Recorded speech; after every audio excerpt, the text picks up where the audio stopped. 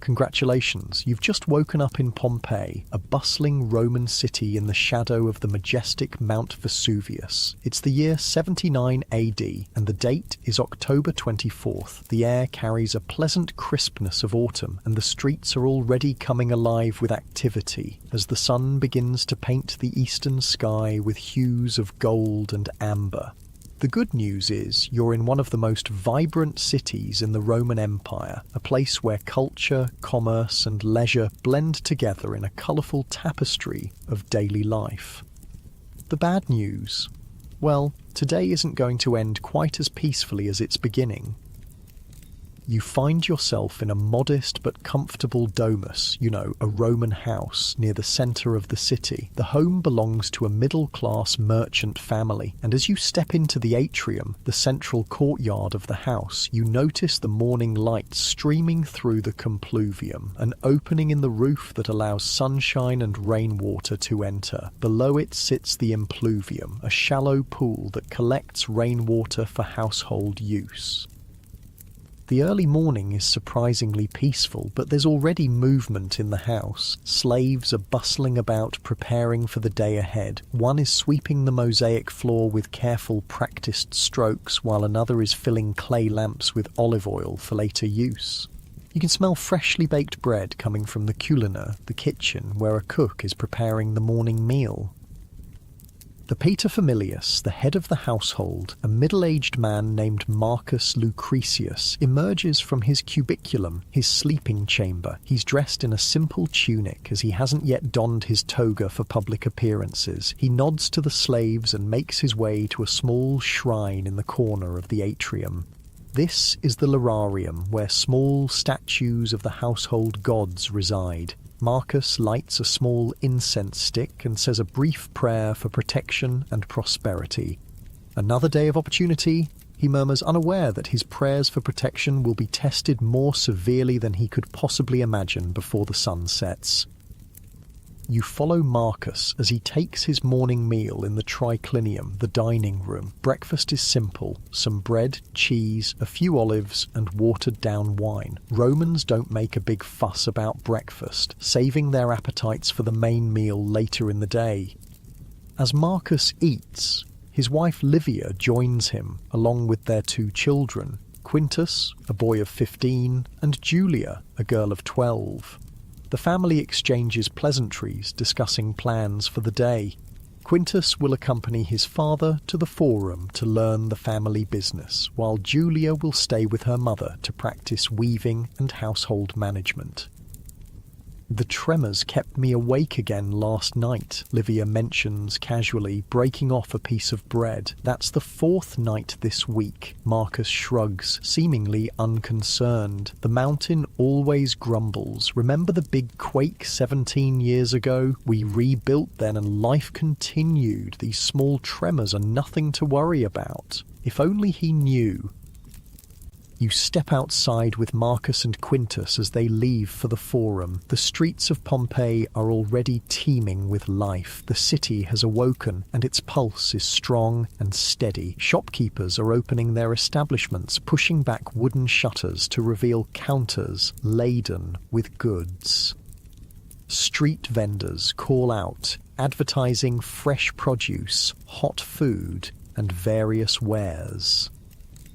The streets themselves are fascinating to modern eyes. Large stepping stones cross the roadways at regular intervals, allowing pedestrians to cross without stepping into the street, which often contained animal waste and garbage. Wheeled traffic, mostly carts pulled by mules or oxen, has to navigate around these stones, their wheels fitting into the worn grooves between them. You notice the careful planning of the city with its grid-like street layout. Pompeii is remarkably advanced, with an efficient water system bringing fresh water to public fountains located throughout the city. You pass one such fountain where people are gathering with clay jugs to collect their daily water, chatting and exchanging the latest gossip. "Did you feel the earth move again last night?" one woman asks another. "Yes, but my husband slept right through it," the other replies with a laugh. "He says Vesuvius is just reminding us who's in charge." The mundane conversation continues as they fill their water vessels, completely unaware of what the mountain truly has in store for them today. Marcus and Quintus make their way to the Forum, the beating heart of Pompeii. This large open plaza is surrounded by the most important buildings in the city, temples, government offices, and the basilica where legal matters are handled. The Forum is already bustling with activity. Merchants haggle with customers, politicians discuss matters of state, and ordinary citizens go about their business or simply enjoy the social atmosphere.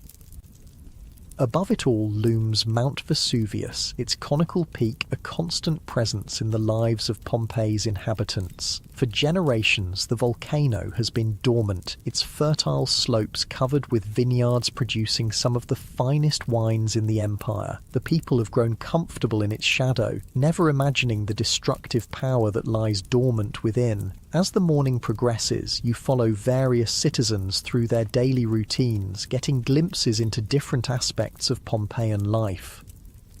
A wealthy patrician woman visits the baths with her female slaves, partaking in the Roman bathing ritual, moving from the tepidarium, warm room, to the caldarium, hot room, and finally to the frigidarium, cold room. The baths are more than just places of hygiene. They're social centres, where women gossip, discuss politics, and forge business connections. "I've commissioned a new fresco for my garden wall," the patrician woman tells her companion as they relax in the tepidarium. "The artist is charging an absolute fortune, but my husband just made a killing in the wine trade, so let him complain." Elsewhere, you observe a group of men in a thermopolium, a kind of fast food establishment. These popular eateries feature L-shaped counters with large earthenware jars called dolia embedded in them, containing hot food and drink. The men stand at the counter enjoying a quick meal of fish stew and bread, washing it down with wine. The thermopolium owner chats with his customers, discussing the upcoming gladiatorial games scheduled for the following week. On the walls, vibrant frescoes depict various food items, advertising the specialties of the house. "My cousin is fighting in the games," one patron boasts. "He's been training for months, says he'll dedicate his victory to Venus, the patron goddess of Pompeii." As midday approaches, more people fill the streets. Children play games with nuts and small stones, while stray dogs weave between pedestrians, hoping for scraps. The sounds of commerce, conversation, and life fill the air, hammering from carpenter shops, the calls of vendors, laughter from taverns, and the occasional braying of a donkey. You return to the Forum where Marcus is conducting business, trading in textiles imported from the eastern provinces of the empire. Quintus watches and learns, occasionally running errands for his father or delivering messages to business associates. The boy is eager and bright, clearly hoping to take over the family business one day. It's close to the 6th hour, around noon by our modern reckoning, when the first sign of trouble appears. A slight tremor runs through the ground, causing cups to rattle on tables and hangings to sway from walls. Most people barely react. Minor earthquakes are common in the region, but this one is followed by another, slightly stronger. A few people glance uneasily toward Mount Vesuvius. For the first time, you notice something different about the mountain, a thin wisp of dark smoke rising from its peak. It's so subtle that most people don't even notice it yet. An old man with a weathered face points to the smoke. "The mountain is breathing heavily today," he remarks to no one in particular. There's a note of concern in his voice that wasn't present in the casual mentions of tremors earlier. Marcus notices it too, and pauses in his business dealings. "Perhaps we should conclude our business quickly today," he says to his trading partner. "I want to check on my family."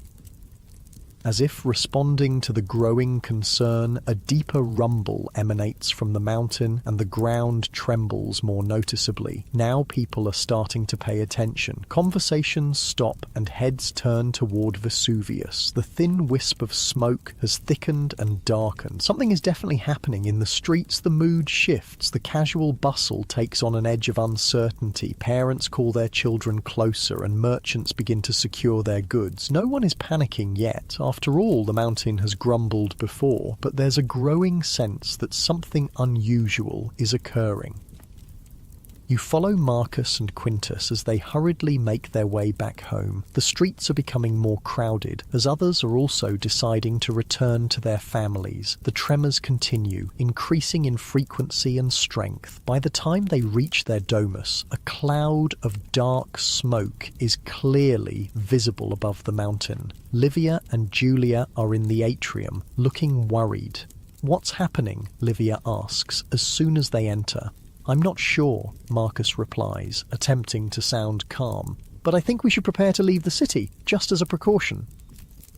As the family begins to gather valuables and necessities, a tremendous roar splits the air, so loud it seems to shake the very foundations of the earth. Everyone freezes, eyes wide with terror. You rush to the doorway and look toward Vesuvius. What you see turns your blood cold. The mountain's top has seemingly exploded, and a massive column of black smoke, ash, and fire is shooting thousands of feet into the sky. The column rises higher and higher, spreading at the top like a monstrous pine tree. As the family joins you at the door, their faces pale with fear, the first pieces of pumice, light, porous volcanic rock, begin to fall from the sky. They're small at first, no bigger than coins, pattering on the roof like hail. "Grab only what you can carry," Marcus orders, his voice tight with urgency. "We need to leave now." The family rushes to gather their most precious possessions: a small chest of coins, jewellery, a few family heirlooms. The slaves are instructed to take essential supplies. Outside, the streets are filling with panicked citizens. The falling pumice is getting larger, some pieces the size of a fist, causing injuries as they strike people. The sky, bright and blue just hours before, has darkened to an ominous grey-black, as if night has fallen at midday. Marcus leads his family toward the harbour, hoping to escape by sea. Thousands of others have the same idea, creating a terrifying crush of humanity flowing through the narrow streets. The air is becoming difficult to breathe, filled with ash and acrid fumes. "Cover your mouths with cloth," Marcus shouts over the din, tearing a piece from his tunic for Julia to use. The falling debris is getting heavier and more dangerous. Buildings are beginning to collapse under the weight accumulating on their roofs. The orderly streets have become obstacle courses of fallen masonry, abandoned possessions, and in some tragic cases, the bodies of those who have already succumbed. As you follow the desperate family through the choking darkness, witnessing the beginning of one of history's most famous natural disasters, you can't help but wonder how many will escape, and how many, like the city itself, will be frozen in time by the mountain's fury. The rhythmic falling of the pumice creates an almost hypnotic backdrop to the unfolding catastrophe. Tap, tap, tap on the stone streets, crack, snap, rumble as structures give way, and through it all the distant, continuous roar of the volcano, like some ancient god awakened from slumber and unleashing its wrath upon the mortal world. As Marcus and his family push through the panicked crowds toward the harbour, the blanket of ash grows thicker, the air harder to breathe. The once vibrant city is being slowly erased, covered in a shroud of grey that will preserve it for centuries to come. And as we leave the Lucretius family fighting for their lives in the growing darkness, we're reminded of how quickly our world can change, how the ordinary day that began with breakfast and business can transform into a desperate struggle for survival. The people of Pompeii woke that morning never imagining they would become a time capsule for future generations, their final moments preserved in ash, their daily lives frozen at the moment when Vesuvius reclaimed the land in its shadow. The gentle patter of pumice continues, like a soft rain that gradually builds in intensity. The family huddles closer together, their faces etched with fear yet determined to survive. The harbour is still far, and the path grows more treacherous with each passing moment. But they press on, step by difficult step, into a future none of them could have imagined when they greeted the morning sun. the Lucretius family pushes forward through streets that grow more unrecognizable by the minute. The elegant city of Pompeii, with its orderly grid of streets and beautiful buildings, is transforming into a grey wasteland. Ash coats everything like a winter snowfall, but this is no gentle snowscape. This powder burns the lungs and stings the eyes. "Stay close," Marcus shouts over his shoulder, gripping Quintus by one hand and Livia by the other. Julia clutches her mother's hand, her young face a mask of terror, partially hidden by the cloth covering her mouth and nose. Behind them follow two household slaves carrying bundles of essential supplies. The falling pumice has become a constant danger, the pieces growing larger. Some are now the size of small fruits, and they fall with enough force to cause serious injury. All around them, people are covering their heads with pillows, wooden boards, or anything else they can find to protect themselves from the bombardment. A man stumbles past, blood streaming from a wound on his forehead where a chunk of pumice struck him. "The harbour is chaos," he warns before continuing his flight in another direction. "Better to head for the hills." Marcus hesitates, uncertainty clouding his face. The family has been making for the harbour, hoping to escape by sea, but now doubt creeps in. Is that still the best option? He looks around at the frightened faces of his family, their expressions barely visible in the unnatural twilight that has descended upon the city. "What should we do, father?" Quintus asks, his voice steady despite the fear evident in his eyes. At 15, he's trying hard to show courage, to be the man he's been raised to become.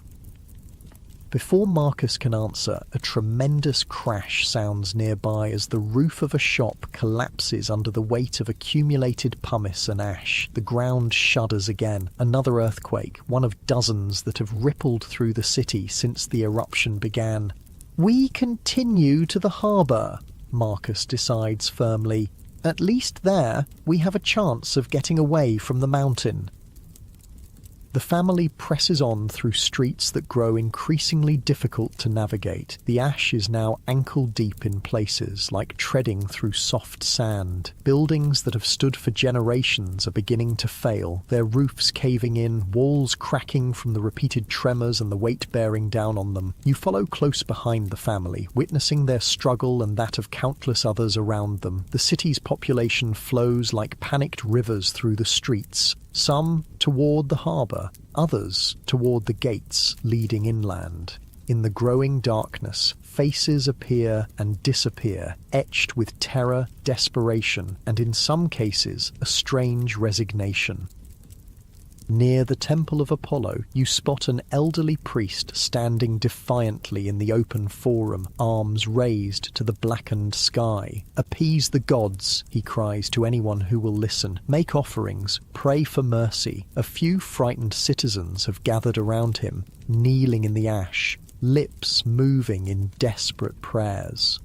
As you watch, a large piece of pumice strikes the old priest on the shoulder, sending him sprawling. His followers help him to his feet, and they retreat into the relative safety of the temple. Through the thickening apocalyptic haze, you catch glimpses of different scenes playing out across the city. A young mother wraps her infant in layers of cloth to protect it from the falling debris, then continues her flight with the baby cradled against her chest. A group of men break into an abandoned villa looking for valuables left behind. A dog runs frantically through the streets, barking and searching for its master. At the House of the Faun, one of the largest and most luxurious homes in Pompeii, you see the wealthy owner directing his numerous slaves to carry chests of valuables. "Quickly," he shouts, "to my ships! I have vessels waiting at the harbour." Meanwhile, the Lucretius family has reached the busy street of Via dell'Abbondanza, normally the bustling commercial heart of Pompeii. Now it's a corridor of fear, choked with fleeing citizens. The shops that line the street, bakeries, wineries, textile merchants and food stalls, stand abandoned, some with goods still displayed. Frozen moments of ordinary life interrupted by disaster. The air has grown thicker, harder to breathe. It's It's not just ash now, but also toxic fumes seeping up from beneath the earth. People around you are coughing, some collapsing to their knees, struggling for air. Cover your faces tighter, Marcus instructs his family. Breathe through the cloth. Julia stumbles, nearly falling in the thickening ash. One of the slaves, a man named Titus, who has been with the family for years, scoops her up without breaking stride. "I've got you, little mistress," he says, his own breathing laboured but his dedication unwavering. The group pauses briefly in the shelter of a portico to catch their breath. The scene around them is apocalyptic. The sky has darkened to a deep, unnatural black grey, with only the occasional flash of lightning from the eruption column providing brief, ghostly illumination. The continuous rain of pumice and ash creates a persistent, terrifying patter, like thousands of impatient fingers drumming on every surface. Livia clutches Marcus's arm. "The children," she says, her voice barely audible over the rumbling of the mountain and the sounds of panic around them. "We must think of the children. Are we making the right choice?" Before Marcus can answer, a man staggers toward them through the ash-filled portico. You recognise him as Numerius Papidius, a prominent citizen and friend of the family. "Marcus," he calls, his voice raspy from the ash. "Don't go to the harbour. I've just come from there." The sea has withdrawn hundreds of feet from the shore. Ships are stranded in the mud, and the waves, when they return, he makes a crashing gesture with his hands. Some vessels have already been swamped.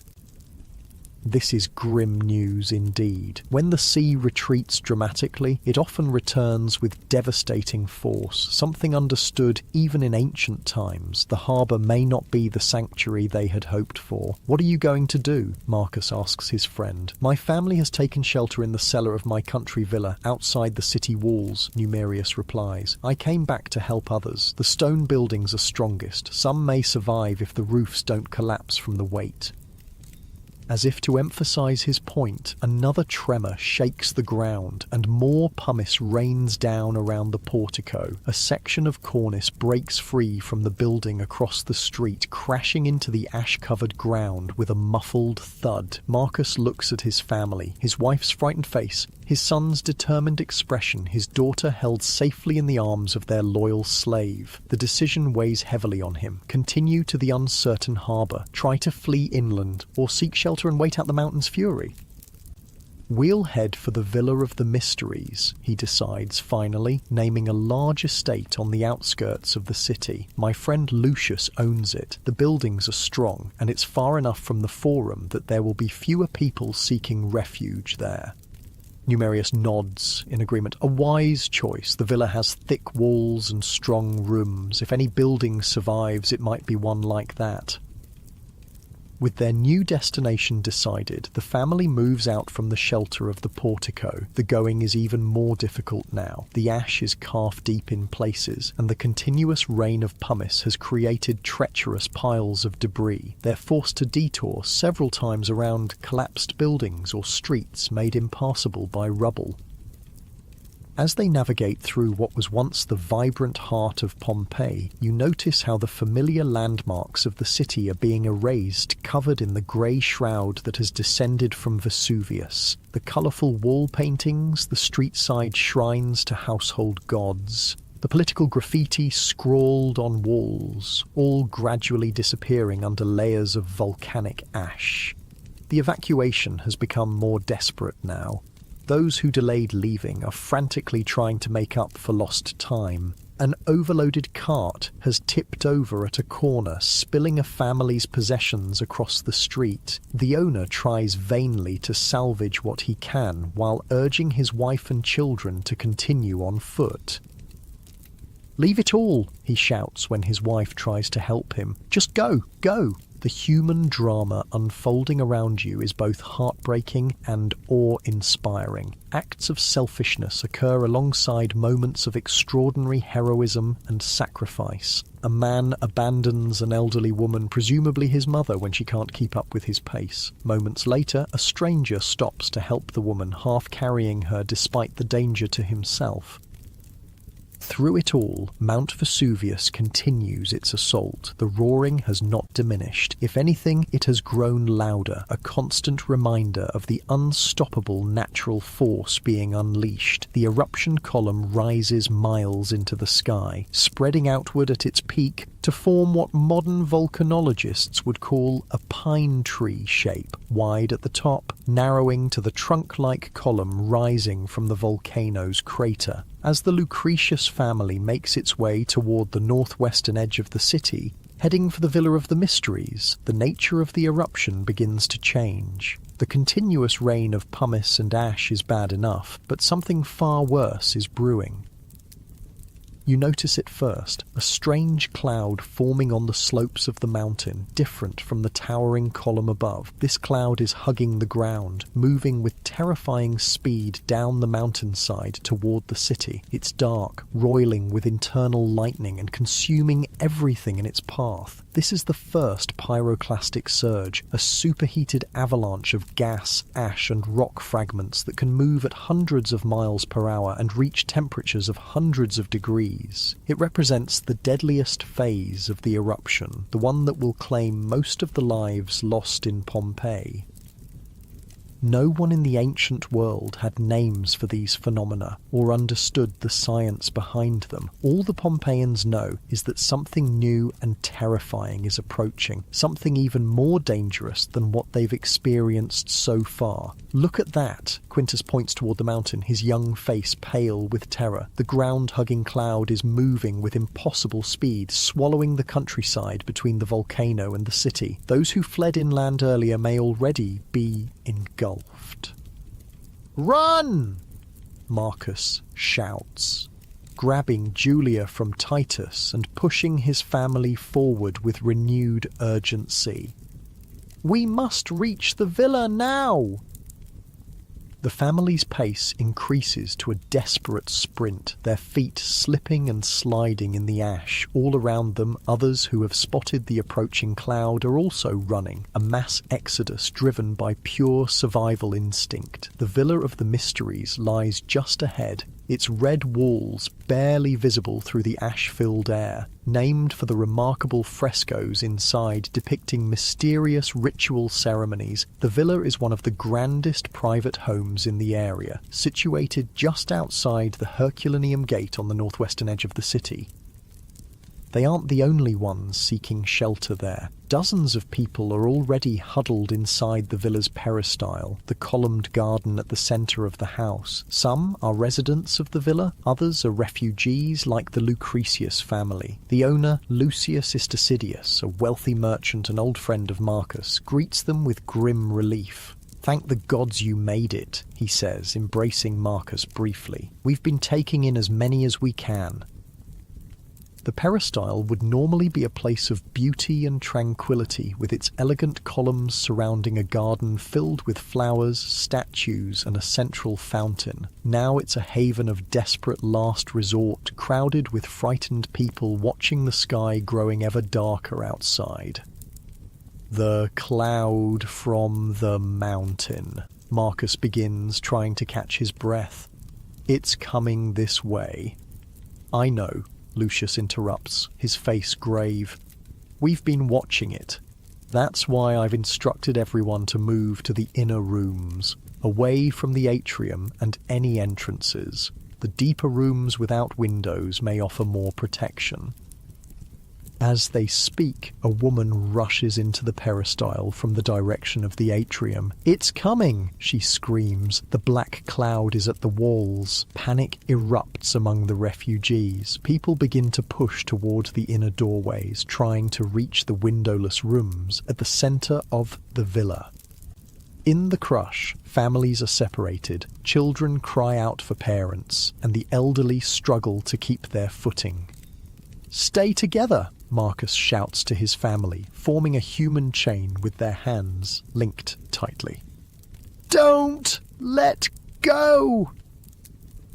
You follow them as they push through the panicked crowd, making their way toward a small, sturdy room that might have once been a storage area for wine or provisions. Its thick walls and lack of windows make it one of the safer places to shelter. The room is already crowded, but people squeeze tighter to make space for newcomers. Oil lamps provide flickering illumination, casting long shadows across frightened faces. The air is stale and increasingly difficult to breathe, filled with the exhalations of dozens of people and the ash that clings to their clothes and hair. Outside, the world has gone completely dark. Even the meagre light that penetrated the ash cloud earlier has vanished. The sound of falling pumice on the villa's roof is now accompanied by a new noise, a deep, rushing roar growing rapidly louder. "Get down!" someone shouts. "Cover your heads!" The Lucretius family huddled together in a corner of the room. Marcus wraps his arms around Livia and Julia, while Quintus presses close to his father's side. The loyal slaves Titus and a woman named Drusilla crouch nearby, their status distinctions temporarily forgotten in this moment of shared humanity facing death. "I love you all," Marcus says, his voice steady despite the terror in his eyes. "Whatever happens, know that." The rushing sound outside grows to a deafening roar. The walls of the villa begin to vibrate, and dust shakes loose from the ceiling. People pray, weep, or sit in stunned silence. Some cover their ears against the terrible noise, while others embrace loved ones. And then it hits. The pyroclastic surge that will define Pompeii's fate. The superheated cloud of gas and ash envelops the villa, seeking entry through every crack and opening. The temperature outside rises to hundreds of degrees in an instant. Inside the windowless room, the temperature also begins to climb, though more slowly. The thick stone walls provide some insulation, but the air grows hotter by the second. Breathing becomes painful as the heated air scorches lungs. "Breathe through your tunics," Marcus gasps, pressing the fabric of his garment to his mouth. Shallow breaths. The heat continues to rise. Some of the weaker individuals, the very young, the elderly, those already weakened by the arduous evacuation, begin to lose consciousness. The room grows quieter except for laboured breathing and occasional moans of distress. Julia slumps against her father, her small body going limp. "Julia!" Livia cries out, shaking her daughter. The girl's eyes flutter but don't open. "She's just fainted from the heat," Marcus assures his wife, though uncertainty edges his voice. "She'll be all right." But the pyroclastic surge outside shows no signs of abating. If anything, it grows more intense. The heat in the room rises to unbearable levels. One by one, people succumb to the heat and toxic gases seeping in, their bodies arranged in final postures of desperation, protection, or resignation. Marcus pulls his family closer, their bodies pressed together in one final embrace. "Close your eyes," he whispers. "Think of cool breezes from the sea. Think of spring flowers in the forum. Think of..." His voice trails off as consciousness begins to slip away from all of them. The loyal slaves, Titus and Drusilla, reach out to touch the family they served in life, all social boundaries erased in their final moments. Outside, the pyroclastic surge continues its deadly passage over Pompeii, sealing the fate of the city and most of its inhabitants. The ash and pumice continue to fall, burying structures and bodies, creating the time capsule that will preserve this moment for centuries to come. In their final moments, as consciousness fades, the Lucretius family and those around them have no idea that they will become a window into Roman life for future generations. They don't know that their city, their homes, their possessions, and, tragically, their bodies will be preserved in stunning detail, a snapshot of a vibrant civilization frozen at the moment of catastrophe. The pyroclastic surge passes, but others will follow. The eruption of Vesuvius will continue for many hours, perhaps days, adding layer upon layer of volcanic material to the shroud covering Pompeii. When it finally ends, the city will lie beneath meters of ash and pumice, entirely hidden from view. Its location eventually forgotten as new settlements are built nearby. The rushing sound fades, replaced by an eerie silence broken only by the softer patter of falling ash. The first surge has passed, leaving destruction in its wake. In the room where the Lucretius family sought shelter, most have already perished from the intense heat and toxic gases. A few stronger individuals cling to life, but their fate is sealed by subsequent surges that will come in waves throughout the eruption. As life ebbs from the last survivors, the ash continues to fall, gently covering bodies, filling rooms and smoothing over the contours of the once bustling city. It falls on the forum where merchants conducted business just hours before. It falls on the amphitheatre where gladiators once fought to the cheers of thousands. It falls on the temples where prayers went unanswered, on the baths where citizens once socialised, on the bakeries where bread still sits in ovens, never to be eaten. Pompeii is becoming a ghost city, its streets empty except for the bodies of those who couldn't escape, now being gently covered by the volcanic shroud that will preserve them for millennia. The vibrant wall paintings, the graffiti, the mosaics, all are being sealed away, protected from the ravages of time by the very disaster that claimed so many lives. In the room where the Lucretius family made their last stand, the ash begins to filter in through cracks and openings, covering the huddled bodies. As the organic material of their bodies eventually decays, they will leave behind hollows in the hardened ash, human-shaped voids that, centuries later, archaeologists will fill with plaster to recreate their final moments. The loyal slave Titus, still holding his little mistress Julia protectively, Livia and Marcus embracing, their son Quintus pressed against them, Drusilla reaching out to touch the family she served. These postures of their final moments will be preserved, a heartbreaking tableau of a family facing death together. And so they remain as the hours turn to days, the days to years, the years to centuries. Pompeii slips from memory, its location lost to time. The eruption fades into legend, a cautionary tale passed down through generations. And all the while, beneath the fertile soil that will eventually cover the ash, the city waits, its streets, buildings, artifacts, and people perfectly preserved. A moment in history frozen by Vesuvius's fury.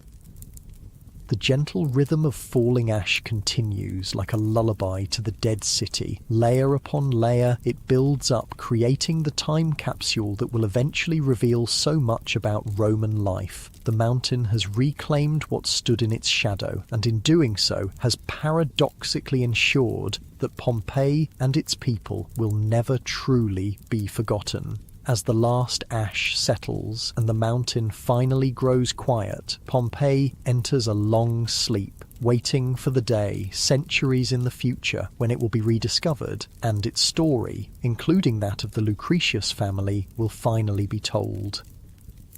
As ash continues to fall over Pompeii, let's shift our gaze across the Bay of Naples to Misenum, where a 17-year-old boy named Gaius Plinius Caecilius Secundus, known to history as Pliny the Younger, is witnessing the catastrophe from a distance. His account, written years later in letters to the historian Tacitus, will provide the only eyewitness record of the eruption to survive to modern times.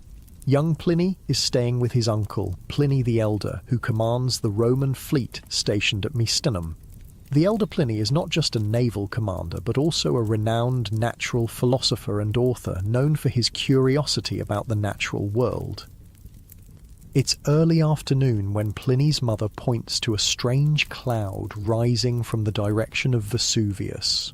"Look," she says, gesturing toward the horizon. "What kind of cloud is that?" Pliny and his uncle step outside to observe the phenomenon. What they see is extraordinary, a cloud shaped unlike any they have ever witnessed before. Later, Pliny the Younger will describe it in his letter to Tacitus as resembling a pine tree more than any other tree. Like a very tall trunk, it rose high into the sky and then split into branches. This pine tree shape, a tall column spreading out at the top, is now recognized by volcanologists as the classic form of a Plinian eruption, named, fittingly enough, after Pliny the Elder, who was about to sail toward it. For a time, uncle and nephew simply observe the unusual cloud with scientific curiosity. They don't yet understand the danger it represents to the communities at the foot of the mountain, but as they watch, the cloud grows larger and darker, its true nature becoming more apparent.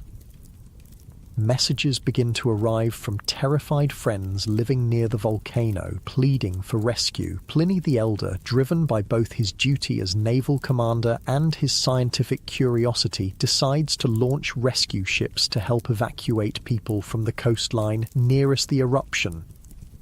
"I'm going to get closer to understand this phenomenon," he tells his nephew, "and to help those in danger." Young Pliny asks to accompany his uncle, but the elder Pliny refuses.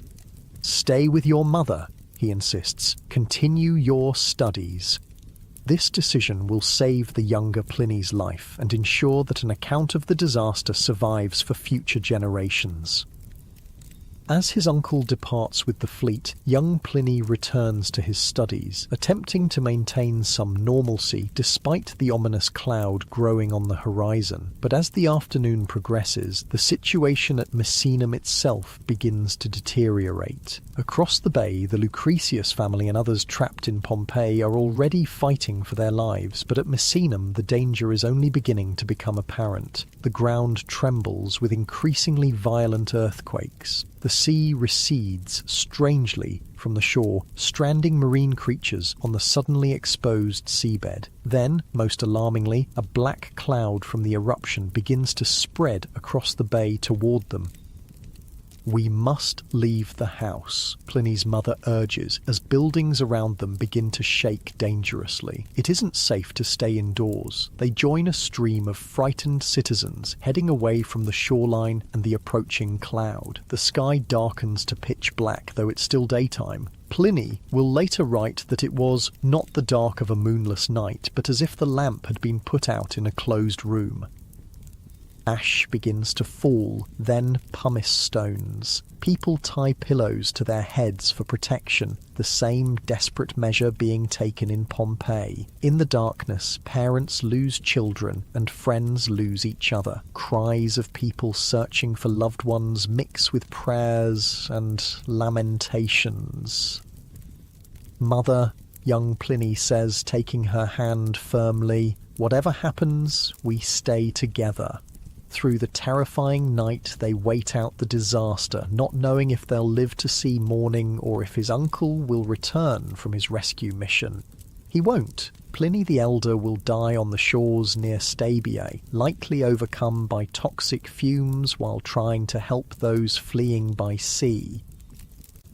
While the younger Pliny and his mother survive their brush with death at Misenum, let's return to Pompeii to witness other stories unfolding in the doomed city. Near the great amphitheatre in the southeastern part of the city, a gladiator named Celadus has been training when the eruption begins.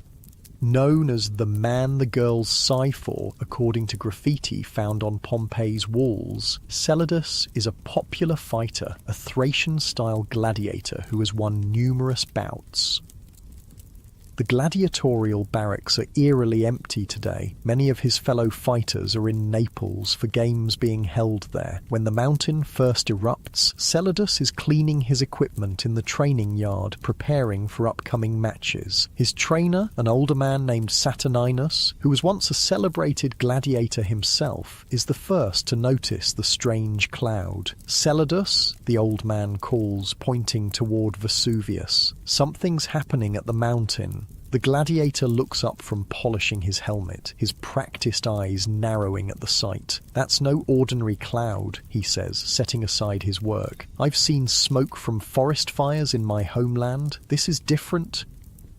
As the gravity of the situation becomes clear, Celadus faces a choice. As a gladiator, he is essentially property, bound to his lanista, the owner of his troop. Technically, he shouldn't leave without permission, but with ash beginning to fall and panic spreading through the city, such niceties of ownership seem suddenly meaningless.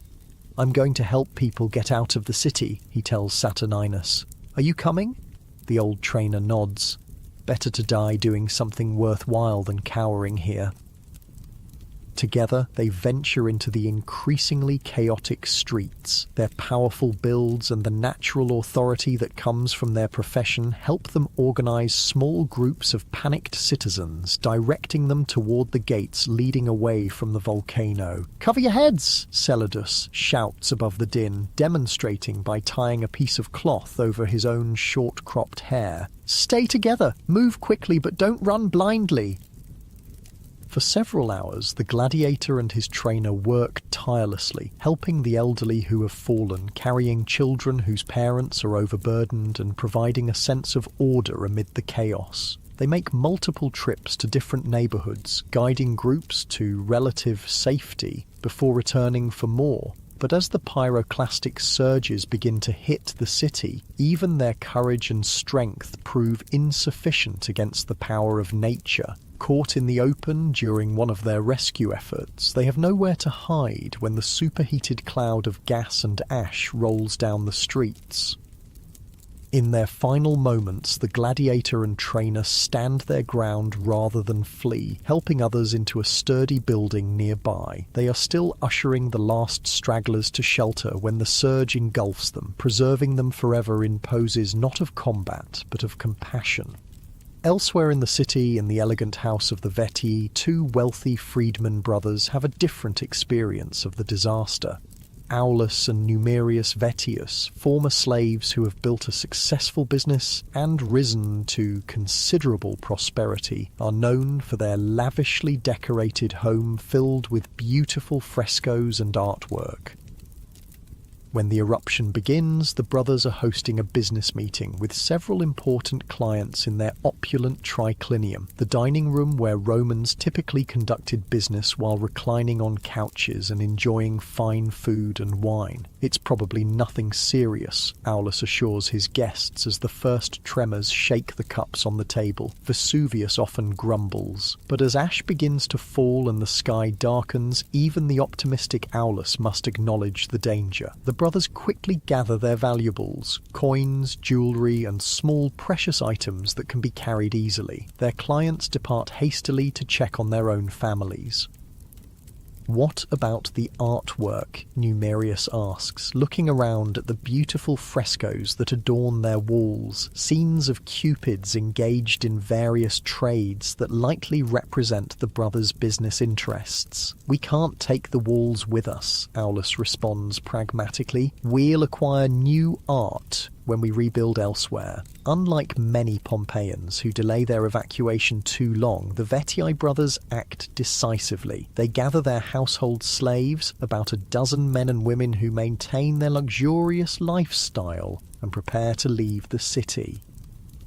"You have served us well," Numerius addresses the assembled slaves. "Follow us now, and if we survive this calamity, I vow you will be rewarded for your loyalty." It's a moment that reveals much about Roman society. Even in this life-or-death situation, the social hierarchy remains intact. The slaves have no choice but to follow their masters, their fates tied inextricably to men who once were slaves themselves. The Vetii household sets out together, the brothers carrying their valuables, the slaves burdened with supplies and additional household treasures. They make for the Nuceria Gate, planning to head southeast, away from the volcano. But the gods, it seems, have different plans for the household. As they make their way through the ash-filled streets, the roof of a nearby building collapses under the weight of accumulated pumice. Aulus is struck by falling debris and severely injured. The household is forced to take shelter in a nearby Phalonica, a laundry workshop with thick walls. There, as Numerius tends to his brother's wounds, the first pyroclastic surge finds them. The intense heat passes through the building. Despite its sturdy construction, masters and slaves perish together, their bodies eventually creating the hollow impressions in the ash that future archaeologists will discover and preserve with plaster casts. Their final tableau reveals much about human relationships in their society. Numerius cradling his injured brother, slaves gathered around, one woman holding a child. In death, the barriers between them seem less significant than the shared humanity of their final moments. Let's turn our attention now to one of the most unique features of Pompeii's destruction, the preservation of the mundane, everyday aspects of Roman life, frozen in time by the disaster. In a modest thermopolium, an ancient fast food establishment, on the corner of the Via dell'Abbondanza and the Vicolo di Eumachia, the proprietor Vetutius Placidus is reluctant to abandon his livelihood when the eruption begins. As others flee past his shop, he continues to serve hot food and drinks from the large earthenware jars embedded in his L-shaped counter. "It will pass," he tells a customer who suggests he close up shop and evacuate. "And when it does, people will be hungry and thirsty. That's good business." Vetutius continues working as ash begins to accumulate in the street outside. His wife pleads with him to leave, but he's stubborn. "Just a little longer," he insists. "People need hot food on a day like this." Business actually improves for a time as refugees from neighborhoods closer to the volcano stop for sustenance before continuing their journey. Vetutius serves them all, accepting coins and filling cups with watered wine and bowls with simple stews kept warm in his counter jars. But as conditions worsen and fewer customers appear, even Vetutius must acknowledge the danger. He finally begins closing his shop, securing what valuables he can in a small chest, the day's earnings and some family jewellery. His wife has already packed a bundle of clothes and household necessities. They are about to leave when several people rush into the thermopolium seeking shelter from the increasingly heavy fall of pumice. Among them is a pregnant woman, clearly exhausted and struggling to continue. Please more, she gasps. "I need to rest just for a moment." Vetutius's wife, Astia, helps the woman to a bench. "Of course," she says, glaring at her husband to silence any objection. "Sit here, catch your breath." That moment of compassion seals their fate. The delay proves costly as they wait for the pregnant woman to recover enough to continue. By the time they're ready to leave, the fall of pumice and ash has become too dangerous to venture outside. They are forced to remain in the thermopolium, hoping the sturdy building will protect them. When archaeologists excavate this site centuries later, they will find their bodies in the back room of the shop, along with the shop's strongbox containing 683 coins. That day's earnings never spent. The pregnant woman will be among them, her unborn child forever unborn. Their story, the reluctant shopkeeper, his compassionate wife, the exhausted mother-to-be, represents the thousands of individual tragedies that make up the larger disaster. Each person caught in the eruption had plans, hopes, and a future they imagined, all cut short by the mountain's fury. As night falls on the first day of the eruption, most of those who managed to escape have already fled. Those who remain in Pompeii are primarily those who delayed too long or sought shelter rather than evacuation. The pyroclastic surges that sweep through the city throughout the evening claim most of these lives. By morning on October 25th, many parts of Pompeii lie under several feet of ash and pumice. Buildings have collapsed, streets are impassable, and most of the population has either escaped or perished. But the mountain is not yet finished with the city. Throughout this second day, additional surges sweep down from Vesuvius, some reaching as far as Misenum, where Pliny the Younger continues to wait out the disaster. These surges add more layers to the burial of Pompeii, Herculaneum, and other settlements around the volcano's base. One of the most remarkable aspects of the disaster is how different areas are affected in different ways. Pompeii, lying to the southeast of the volcano, is primarily buried in pumice and ash that falls from the sky. Herculaneum to the west is hit more directly by pyroclastic flows that bury it in a harder, more cement-like material up to 75 feet deep in places. This difference in burial material leads to different types of preservation. In Pompeii, the ash creates moulds around bodies as they decompose, leaving hollow spaces that archaeologists will later fill with plaster to recreate the victims' final poses. In Herculaneum, the flesh is essentially carbonized, preserving even details like facial expressions and clothing. The eruption continues for approximately 18-20 hours in total, though smaller emissions and earthquakes persist for days afterward. When it finally ends, Pompeii has vanished from the landscape, buried under approximately 20 feet of volcanic material. The region is unrecognizable. Where a thriving city once stood, there is now only a grey, lifeless plain. The coastline has been extended as volcanic material fills in part of the bay. Rivers have been diverted, valleys filled, and hills created where none existed before. Those who survived the disaster, perhaps as many as half of Pompeii's population who evacuated early enough, can't even identify where their city once stood. The landmarks are gone, the geography altered.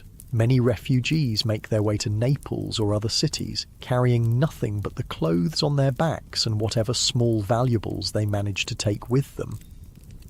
Emperor Titus, who has been ruling for just 2 months when the disaster occurs, orders relief efforts for the region. He appoints a committee of senators to organize aid and even contributes funds from his personal treasury to help the refugees. He will later visit the area himself to assess the damage. But Pompeii is not rebuilt. Unlike other Roman cities destroyed by disaster and then restored, Pompeii and Herculaneum are abandoned entirely. The layer of volcanic material covering them is simply too deep, the destruction too complete to make reconstruction practical. Over time, even the memory of exactly where these cities stood begins to fade. New settlements arise in the region, built upon the new landscape created by the eruption. Farmers plough fields above the buried city, occasionally turning up artifacts but not recognizing their significance. For nearly 1,700 years, Pompeii sleeps beneath its ashen blanket, a time capsule preserving a single day in the life of a Roman city. The people frozen in their final moments, the buildings with their vivid artwork, the streets with their wheel ruts and stepping stones, the shops with goods still on shelves, all wait in darkness for the day they will be rediscovered and their story told again. The rhythm of falling ash has long since ceased, replaced by the subtle shifting of earth as it settles over centuries. The mountain that claimed so many lives returns to dormancy, though it will awaken again many times throughout history. The landscape heals, green plants growing from the fertile volcanic soil, nature reclaiming what was briefly a wasteland. And so Pompeii rests, its streets silent, its people stilled, its daily life interrupted mid-moment, preserved not in life, but in death, waiting for future generations to uncover its secrets and learn from its tragedy. The ash-covered ruins of Pompeii lay silent for centuries, the once bustling streets now still and hidden from the world above. The memory of the city faded, its exact location forgotten as generations passed. Farmers tilled the fertile volcanic soil that covered the ancient ruins, unaware of the extraordinary time capsule that lay beneath their feet. Occasionally, someone might dig a well or plough a field and encounter a peculiar stone or artifact, but these discoveries were dismissed as curiosities, their true significance overlooked. Nearly 17 centuries passed in this way. The Roman Empire rose and fell. Nations were born and transformed. The world changed in countless ways that the citizens of Pompeii could never have imagined. And all the while, their city waited, preserved in its moment of tragedy, untouched by time. The rediscovery of Pompeii began not with a grand expedition but through a series of accidents and coincidences. In 1592, an architect named Domenico Fontana was digging a canal to divert the Sarno River when he uncovered ancient walls and inscriptions, but he simply noted these findings and continued his work, not realizing their importance. The true rediscovery would wait until 1738, when workers digging the foundations for a summer palace for the King of Naples, Charles of Bourbon, struck something unusual. Ancient marble and bronze statues of remarkable craftsmanship. The king, intrigued by these findings, ordered more excavations in the area. Initially, these excavations were not what we would consider proper archaeology today. They were more like treasure hunts, with workers instructed to find valuable objects that could decorate the king's palaces or be added to his collection. Little attention was paid to the context of these discoveries, or to less spectacular findings that might have revealed more about daily life. The excavators didn't even know which city they had found. At first, they believed they were excavating Stabiae, another town destroyed by Vesuvius. It wasn't until 1763 that an inscription was discovered clearly identifying the site as Pompeii. Meanwhile, nearby Herculaneum had been discovered in 1709 through a similar accident when a farmer digging a well found theatrical marble works. Let's imagine one of these early excavations through the eyes of a young worker named Paolo, hired to dig at the site in the 1740s. Paolo wipes sweat from his brow as he carefully scrapes away at the compacted ash with his trowel. He's been working at the excavation site for 3 months now, one of dozens of labourers employed by the king to uncover whatever treasures might lie beneath the ground at the foot of Mount Vesuvius. "Careful with that," barks the overseer, a stern man named Alcubierre who supervises the dig on behalf of the king. "Anything valuable you damage comes out of your pay." Paolo nods and continues his work more cautiously. Yesterday, they uncovered part of what appears to be a large building with columns. Today, they're clearing the interior, and Paolo has been assigned to excavate what seems to be a room with colourful paintings on the walls. As he scrapes away more ash, something catches his eye, a glint of metal. His heart quickens. Finding valuable objects means a bonus, and his family could certainly use the extra money. Carefully, he exposes more of the object, revealing an exquisitely crafted bronze lamp in the shape of a shoe. "I found something, sir," he calls to the overseer, who hurries over with several other officials. The lamp is quickly documented in a basic notebook, its location noted and a simple sketch made, before it's removed from the site to join other treasures destined for the king's collection. Paolo feels a momentary pang of regret as it's taken away. There's something poignant about removing these objects from where they've rested for so long, disconnecting them from their original context. "Back to work," the overseer commands. "There's more to find."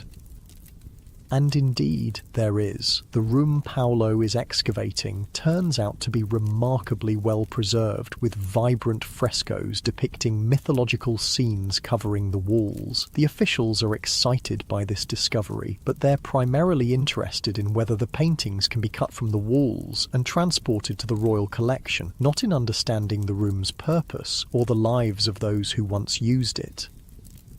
This approach, prioritizing beautiful objects over archaeological context, characterized the early excavations at Pompeii. Many artifacts were removed with little documentation, and entire sections of the city were excavated haphazardly, with workers tunneling through structures and often causing damage. Despite these limitations, word of the discovery spread throughout Europe, capturing the imagination of scholars, artists, and wealthy travellers. Pompeii became an essential stop on the Grand Tour, an educational journey undertaken by young European aristocrats. These visitors often took souvenirs, further depleting the site of its artifacts. As the 18th century gave way to the 19th, attitudes toward archaeology began to change. Scholars started to recognize that there was value not just in beautiful objects, but in understanding the context in which they were found, in reconstructing daily life rather than simply collecting treasures. One of the most significant figures in this evolution was Giuseppe Fiorelli, who became director of the excavations in 1863 after Italy's unification. Fiorelli revolutionized the approach to Pompeii, introducing systematic methods that form the foundation of modern archaeology. "We must excavate not to find beautiful things but to increase historical knowledge," Fiorelli insisted to his workers. "Every fragment, every wall, every space has a story to tell." Under Fiorelli's direction, Pompeii was divided into a grid of regions and insular blocks, creating a system for precisely documenting the location of every finding. He insisted on careful excavation that preserved structures rather than tunneling through them. Perhaps most importantly, he made sure that ordinary objects, cooking utensils, tools, everyday pottery, were valued and preserved alongside more spectacular findings.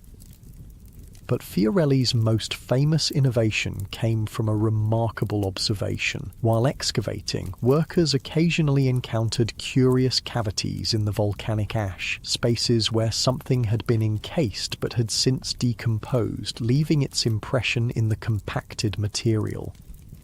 Fiorelli realized that these cavities were the spaces left by the bodies of victims. Over centuries, the soft tissues had decayed, but the hardened ash had retained the exact shape of their bodies at the moment of death. In a stroke of genius, he developed a technique for filling these cavities with plaster, creating casts that revealed the victims in astonishing detail, their postures, clothing, and even facial expressions preserved in their final moments. Let's imagine the day of this groundbreaking discovery.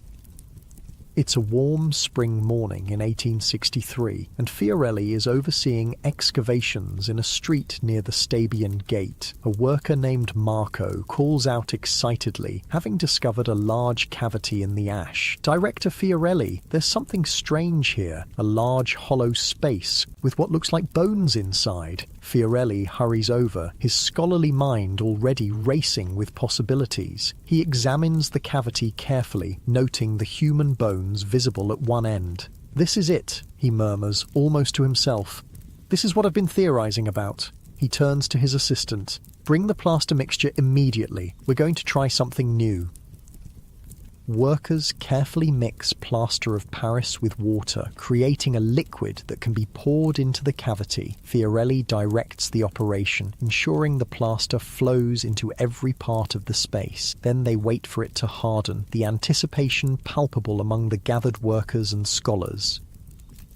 The next day, they carefully chip away the surrounding ash to reveal what the plaster has captured, and the result is breathtaking. There, rendered in perfect detail, is the form of a person caught in their final moment. It's a man lying on his back, his hands raised in a futile attempt to protect himself from the deadly pyroclastic surge. The plaster has captured every detail, the folds of his clothing, his strapped sandals, even the agonized expression on his face. "Remarkable," whispers one of the scholars present. "It's as if we're looking at him across the centuries at the very moment of his death." Fiorelli nods solemnly. "This is not just a scientific technique," he says. "This is our duty to the dead, to remember them, to bear witness to their final moments." This technique would eventually be used to create hundreds of casts, each telling its own poignant story. A mother cradling her child, a dog straining at its chain, a group of people huddled together in their final moments. These casts humanized the disaster in a way that artifacts alone never could, creating a powerful emotional connection between modern viewers and the ancient tragedy. As the excavations continued through the late 19th and into the 20th century, more and more of Pompeii was uncovered, revealing a remarkably complete picture of Roman urban life. Ordinary homes, shops, public buildings, streets, water systems, graffiti, all preserved as if frozen in time. One particularly remarkable discovery came in the form of carbonized food items, bread loaves still in ovens, fruits in bowls, and even complete meals that had been on tables when the eruption began. These findings provided unprecedented insight into the Roman diet and food preparation methods.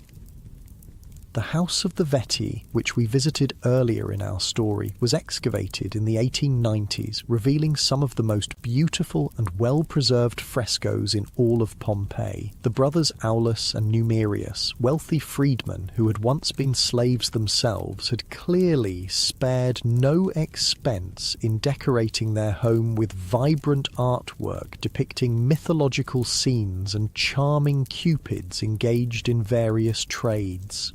Nearby, archaeologists discovered the plaster casts that may well have been the Vettier brothers and their household, confirming the story we imagined of their final moments together. The Thermopolium of Vetusius Placidus was excavated in the early 20th century, revealing the L-shaped counter with its embedded storage jars just as we described it. In a back room they found the strongbox containing 683 coins, the day's earnings that Vetusius never had a chance to spend. Each new discovery added another piece to the puzzle, allowing archaeologists and historians to reconstruct not just the buildings and streets of Pompeii, but the lives of its inhabitants, their work, their leisure activities, their religious practices, their social structures. The graffiti found on Pompeii's walls proved especially valuable, offering unfiltered glimpses into the thoughts, opinions, and daily concerns of ordinary people. Political slogans, advertisements, declarations of love, crude jokes and insults, all preserved exactly as they were written nearly 2 millennia ago. One wall bears the inscription, "Celadus the Thracian gladiator is the delight of all the girls." This simple graffito confirms our story of the popular gladiator who, in our narrative, died helping others escape the eruption. Another reads, "I made bread here, baker Proculus, a humble labourer leaving his mark for posterity, never imagining that his simple statement would be read thousands of years later." As excavations continued into the 20th century, archaeological methods became increasingly sophisticated. Scientists from various disciplines, volcanology, anthropology, paleobotany, and others, began to collaborate, each bringing their expertise to bear on understanding different aspects of Pompeii and its destruction. In the 1980s and 1990s, archaeologists began using more advanced techniques to examine the human remains found at Pompeii. By analysing bones, they could determine details about diet, health conditions, and even occupations. Dental analysis revealed surprisingly good oral health among many Pompeians, likely due to their low-sugar diet and the natural fluoride in the local water. More recently, DNA analysis has offered new insights into the population of Pompeii, revealing a genetic diversity that reflects the cosmopolitan nature of the Roman Empire. People from throughout the Mediterranean world and beyond lived and worked in this busy commercial centre. Perhaps most significantly, modern volcanologists have been able to study the eruption of Vesuvius in unprecedented detail, reconstructing the sequence of events that unfolded on that fateful October day in 79 AD. Their findings largely confirm the timeline we've described in our story. The initial column of ash and pumice, followed by pyroclastic surges that were responsible for most of the deaths in Pompeii and Herculaneum. Today, about 2/3 of ancient Pompeii has been excavated, with about 1/3 still buried beneath volcanic material. This unexcavated portion is now intentionally left buried by archaeologists, preserved for future generations with better techniques and technologies. It's a recognition that excavation is, by its nature, destructive.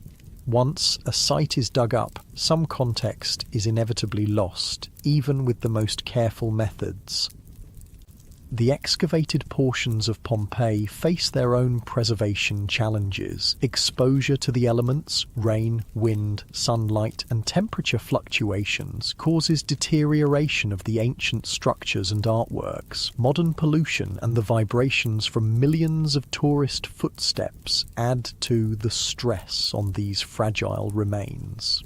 In 2010, one of Pompeii's most famous buildings, the Schola Armaturarum, House of the Gladiators, collapsed after heavy rainfall, highlighting the ongoing risk to these irreplaceable archaeological treasures. This incident led to increased international attention and funding for conservation efforts at the site. Today, a team of archaeologists, conservators, architects and other specialists works continuously to preserve what has been excavated while continuing to study and learn from the site. New technologies, from ground-penetrating radar to 3D scanning, allow them to document the city in unprecedented detail and to monitor subtle changes that might indicate structural problems. Let's imagine a modern archaeological team at work in Pompeii. Dr. Elena Rossi carefully brushes dust from a newly uncovered mosaic floor in what appears to be a wealthy home in Pompeii's Region 9. Unlike the early excavators, who might have simply noted the mosaic's beauty before moving on, Dr. Rossi and her team document everything meticulously. A colleague photographs the mosaic from multiple angles, while another uses a specialized scanner to create a detailed 3D model. Nearby, a botanical archaeologist carefully collects samples from the garden soil for analysis, hoping to identify what plants grew here 2 millennia ago. "Look at this craftsmanship," Dr. Rossi remarks, pointing to the intricate pattern of the mosaic. "The owner of this house spared no expense. See how the tesserae gets smaller and more detailed in the central emblem? That's the mark of a master craftsman." Her colleague nods. "The pigments used here are interesting too. Some of these blues might have come from as far away as Afghanistan. It shows the reach of Roman trade networks." This level of detailed analysis, considering not just what was found, but what it tells us about technology, trade, and social status, represents the evolution of archaeological thought since those early treasure hunts of the 18th century.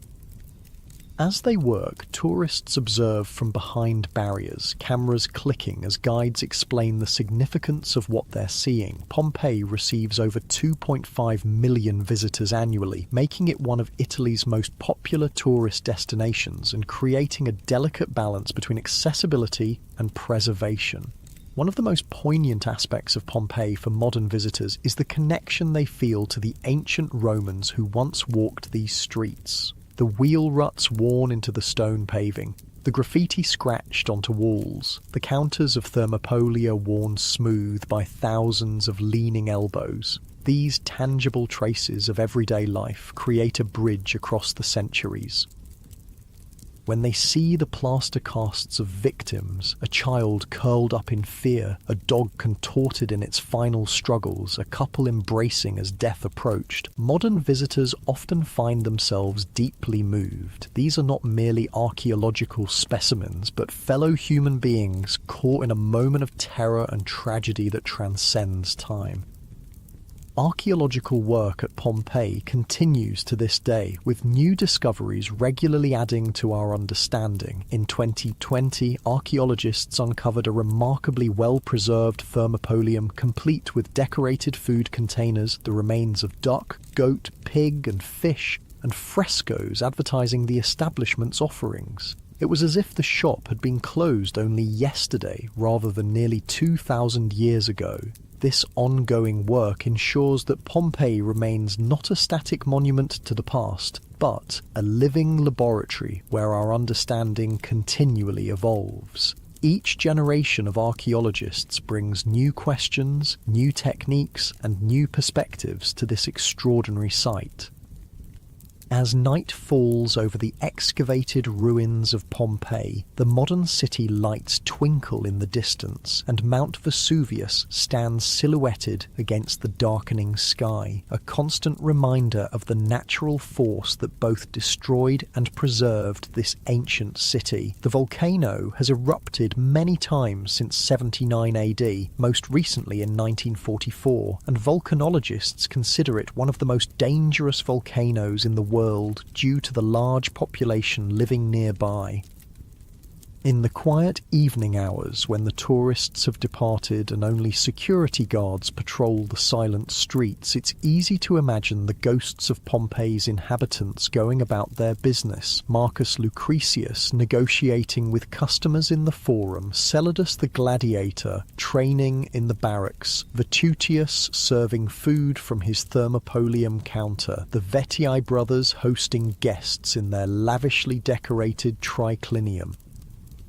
Their city, frozen in time by disaster, now serves as an unparalleled window into the ancient world, a reminder of both the fragility of human life and the enduring nature of human civilization. The story of Pompeii, its vibrant life, its sudden destruction, its long sleep beneath the ash, and its gradual awakening through archaeology, continues to captivate us, connecting us to our shared human past across the vast expanse of time.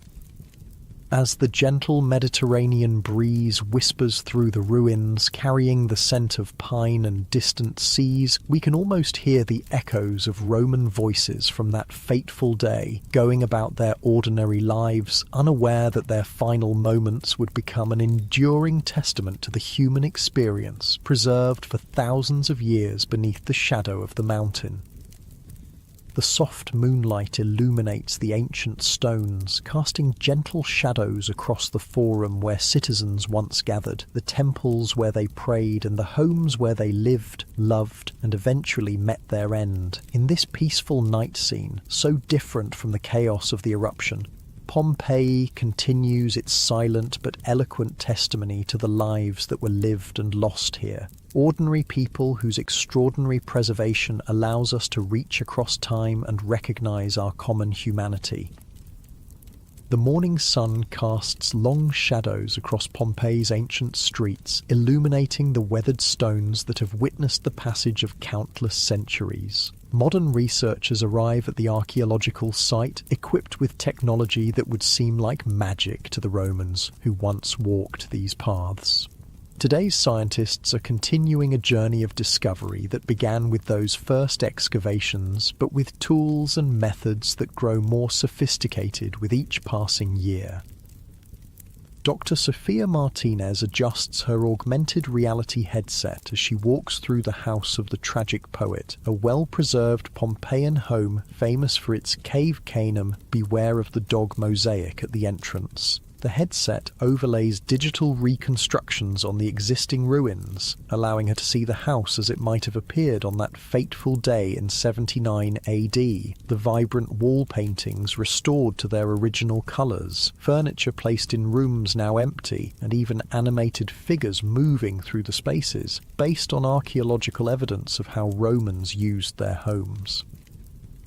It's extraordinary, she tells her research assistant, who's documenting their observations. With this technology, we can test theories about daily life that were impossible to explore before. Look at how the light would have entered this atrium at different times of day. It completely changes our understanding of how these spaces functioned. Nearby, another team is using ground-penetrating radar to map structures still buried beneath the volcanic material. Unlike earlier generations who had to excavate to discover what lay beneath, these scientists can create detailed images of buried buildings without disturbing a single stone, preserving them for future researchers with even better techniques. We've identified what appears to be a large public building in the unexcavated section of Region 9, explains Dr. Paolo Russo, studying the radar imagery on his tablet. Based on its layout, it might be another bath complex, but rather than dig it up immediately, we're creating a complete digital model first. Future archaeologists will thank us for our restraint. This approach represents a profound shift in archaeological philosophy, where early excavators raced to uncover as much as possible as quickly as possible. Modern researchers often choose to leave discoveries buried, protected from exposure to the elements, pollution, and tourism until they can be properly preserved. In the laboratory section of Pompeii's research centre, other specialists apply equally advanced techniques to artefacts and human remains. A bioarchaeologist examines the teeth from a cast of a young woman, using isotope analysis to determine where she grew up based on the chemical signature of the water she drank as a child. She wasn't born in Pompeii, the scientist notes with interest. The isotope patterns suggest she grew up in North Africa, perhaps Alexandria. It's another piece of evidence showing how diverse and cosmopolitan this city was, a true crossroads of the Roman Empire. Nearby, a paleobotanist studies carbonized food remains from a recently excavated kitchen, identifying the exact species of plants that were being prepared for a meal never eaten. The analysis reveals not just what Pompeians ate, but their agricultural practices, trade connections, and even social status based on the types of food available to different households. In another lab, a team uses advanced imaging techniques to read carbonized scrolls from the Villa of the Papyri in neighboring Herculaneum, texts that were thought to be lost forever, too fragile to unroll physically without destroying them. The villa contained what was essentially a private library, with hundreds of philosophical texts that offer unprecedented insight into intellectual life in the Roman world. We're revealing words that no human eye has seen in nearly 2,000 years, whispers a researcher, as text begins to appear on her screen. This particular scroll appears to contain unknown works of Epicurean philosophy. It's like receiving a message in a bottle across the centuries. These modern scientific approaches, from DNA analysis to 3D modelling to spectroscopic techniques for analysing pigments and materials, are revolutionising our understanding of Pompeii and its inhabitants. Each new investigation adds another layer to our knowledge, bringing us closer to the people who lived and died in the shadow of Vesuvius. But perhaps the most profound change in our relationship with Pompeii is not technological but philosophical, a shift in how we view these ancient remains and our responsibility toward them. Dr. Martinez removes her AR headset and gazes at the actual ruins surrounding her. Technology helps us see what Pompeii was, she reflects. But there's something powerful about engaging with what it is now, too. A place transformed by catastrophe into something entirely different but no less meaningful. This perspective represents a growing recognition among archaeologists that ruins have their own significance and integrity. The Pompeii we can visit today is not simply a damaged version of the Roman city. It is a unique cultural landscape created by the interaction of human construction, natural disaster, time, and archaeological intervention. This evolving relationship with the past extends beyond the scientific community to the millions of visitors who walk Pompeii's streets each year. For them, the city offers something rare in our modern world, a place where time seems to collapse, where the distance between us and our ancestors becomes momentarily negligible. Let's follow one such visitor, Emma, a college student from Chicago. As she experiences Pompeii for the first time, Emma stands in the Forum, the vast open plaza that once served as Pompeii's civic centre. Her audio guide describes the buildings that once surrounded this space. The basilica, where legal matters were settled, the temples where citizens worshipped, the market where they traded goods. But Emma finds herself less interested in the architecture than in the smaller details that connect her to individual lives. She pauses to examine graffiti scratched into a wall, election endorsements, personal messages, even complaints about unfair treatment. Marcus Cyrenius Vatia for a deal. A good man, the poor man's friend, reads one political slogan. Emma smiles, thinking how little political advertising has changed in 2 millennia. Moving through the city, she steps into a thermopolium, an ancient fast food establishment with its counters still intact. She can easily imagine weary shoppers stopping for a quick meal, workers grabbing lunch during a busy day, friends meeting for drinks and conversation. Not so different from how she and her friends might meet at a cafe between classes. It's when she reaches the Garden of the Fugitives that the human tragedy of Pompeii truly strikes her. Here, in a glass-covered area, are the plaster casts of 13 people who sought refuge from the eruption in a garden surrounded by walls. They lie as they fell. Men, women and children caught in their final moments. One figure has his hands raised to his face, perhaps trying to protect himself from the lethal gases. A small child lies close to an adult, likely a parent trying to provide comfort even in death. Emma stands in silence, unexpectedly moved by these strangers who died nearly 2,000 years ago. They are no longer abstract historical figures, but real people who feared and suffered and hoped just as she would in their situation. In that moment, the centuries between them seem to vanish. This emotional connection to the past is one of Pompeii's most powerful gifts to the modern world. The city's unique preservation allows us to see ancient Romans not as remote historical abstractions, but as people remarkably similar to ourselves, people who wrote graffiti, who enjoyed street food, who worried about politics and money, who loved their families. The plaster casts especially create an almost uncomfortably intimate connection across time. Unlike typical archaeological remains, fragmented bones or grave goods, these casts capture people in their most vulnerable moments, their body language expressing fear, pain, resignation, or love.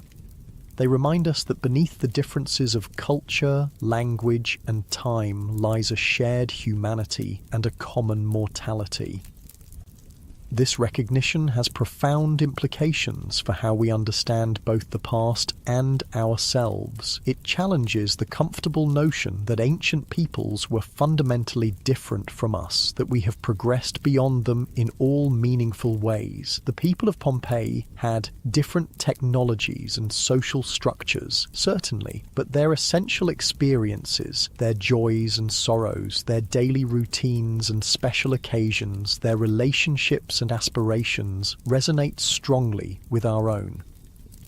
As Emma continues her visit, she notices a small shrine in what was once someone's home, a lararium where a family would have made daily offerings to household gods and ancestors. The painted figures are still visible, protecting this space for nearly 2 millennia after the family they watched over perished. She reflects on how the Pompeians understood their place in the world, their relationship to gods, to nature, to time itself. They lived in a society that viewed time as cyclical rather than linear, that saw natural disasters as expressions of divine displeasure rather than geological processes. Yet their responses to danger, the instinct to protect loved ones, to carry valuables, to seek shelter, were entirely recognizable. Pompeii also offers sobering parallels to our modern relationship with natural hazards. The Pompeians built their beautiful city in the shadow of a volcano, either unaware of or undeterred by the risk it posed. They ignored warning signs, the earthquakes that preceded the eruption, the initial phases of the eruption itself, until it was too late for many to escape. How different is this from our modern cities built on fault lines or in hurricane zones? How often do we, like the Pompeians, convince ourselves that the danger isn't imminent, that we'll have time to react when necessary? The disaster at Pompeii wasn't simply a product of ancient ignorance. It reflects patterns of human behaviour and psychology that persist to this day. As the sun begins to set over Pompeii, casting a golden glow across the ancient stones, Emma finds herself at the edge of the excavated city, looking out over the areas still buried beneath volcanic ash. She wonders what secrets remain hidden there, what stories are yet to be told.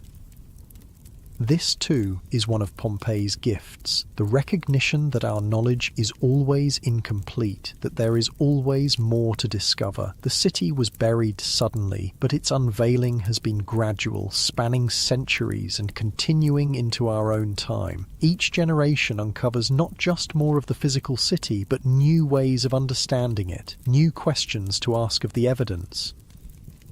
The sun dips lower and the first evening stars appear above Mount Vesuvius. The volcano stands as it has for millennia, a quiet sentinel now, but a reminder of nature's capacity for both creation and destruction. The fertile soil that makes this region so agriculturally productive is itself a product of volcanic activity. The disaster that destroyed Pompeii also preserved it, creating the extraordinary time capsule that continues to educate and move us. As visitors leave the archaeological park for the evening, a profound quiet settles over the ancient streets. In this stillness, it's easier to sense the echoes of those who walked here before, the sandaled feet on stone, the voices in now extinct Latin dialects, the everyday sounds of a city pulsing with life until the moment when nature intervened. What lessons should we take from Pompeii? Perhaps the most fundamental is a deeper appreciation for the fragility and preciousness of human life and achievement. The Pompeians built a sophisticated, beautiful city with advanced engineering, artistic masterpieces, complex social systems, only to have it erased in hours. Their story reminds us that all human creations exist in a delicate balance with natural forces beyond our control. Yet there is hope in this story too. The very existence of Pompeii as we know it today, preserved, studied, visited, appreciated, suggests that something of us may endure beyond our individual lives or even the civilizations we build. The Pompeians could never have imagined that their ordinary lives would fascinate people 2,000 years in the future, that their homes and possessions and bodies would be treated with reverence by cultures they couldn't envision. In this way, Pompeii speaks to our human desire for remembrance, for some form of immortality. The marks we leave, whether grand monuments or simple graffiti, may speak to future generations in ways we cannot predict. The plaster cast of a person whose name is lost to history may move a visitor from a distant future more deeply than the most elaborate tomb of an emperor. As night fully descends on Pompeii, the ancient city rests in darkness as it did for centuries beneath its blanket of ash. But it no longer rests in obscurity. Its streets have been walked again, its stories told anew, its people remembered. What was lost has been, in some measure, found. What was silenced speaks again.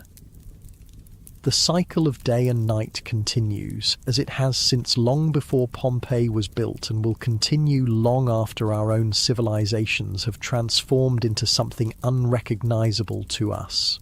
The rhythm of human life, birth and death, creation and destruction, forgetting and remembering, plays out against the backdrop of geological time where the lifespan of cities and empires is but a moment. In the quiet darkness of Pompeii at night, this perspective brings not despair, but a strange comfort. We are part of something larger than ourselves, a human story that stretches backward and forward in time, connecting us to those who came before and those who will follow. The Pompeians were not so different from us, and perhaps those who study our remains in some distant future will find the same to be true. Tomorrow, the sun will rise again over Pompeii. Archaeologists will continue their careful work of preservation and discovery. Visitors will walk the ancient streets, forming their own connections to the past. And perhaps somewhere, a child will hear the story of the city frozen in time and be inspired to become an archaeologist, historian, or storyteller, continuing the chain of remembrance that keeps Pompeii and its people alive in our collective imagination. The story of Pompeii, of life interrupted, of ordinary moments made extraordinary through preservation, of human vulnerability and resilience, reminds us to appreciate the beauty and fragility of our own daily existence. Like the Pompeians on the morning of October 24th, 79 AD, we cannot know what tomorrow may bring. We can only live our days with purpose and meaning, tending our gardens, creating our art, loving our families, building our communities, leaving traces that may, in ways we cannot imagine, speak to the future.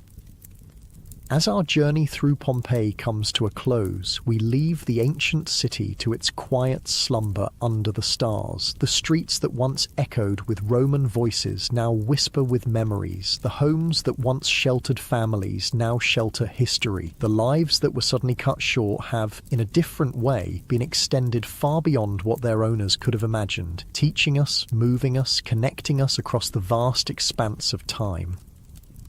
And as we drift towards sleep ourselves, let's carry with us the gentle reminder that Pompeii offers to appreciate each ordinary day, to recognize our kinship with those who came before us, and to find meaning in the knowledge that though individual lives may be brief, humanity's story continues, linking past, present, and future in an unbroken chain of shared experience. The ancient Romans had a saying, memento mori, remember that you will die. But Pompeii adds a complementary truth. Remember also that something of us remains, that the small moments of our lives may speak to future generations in ways we cannot predict.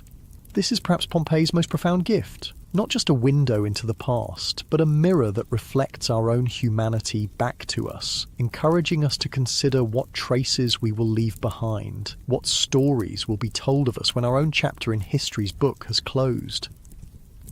With that thought, we leave Pompeii to the watchful presence of Vesuvius and the gentle light of stars that shone on the city in its prime, witnessed its destruction, and now illuminate its afterlife as one of humanity's most powerful reminders of all that we share across the centuries. Our dreams and fears, our joys and sorrows, our capacity for creation and destruction, and our enduring need to connect with one another across the bridges of time.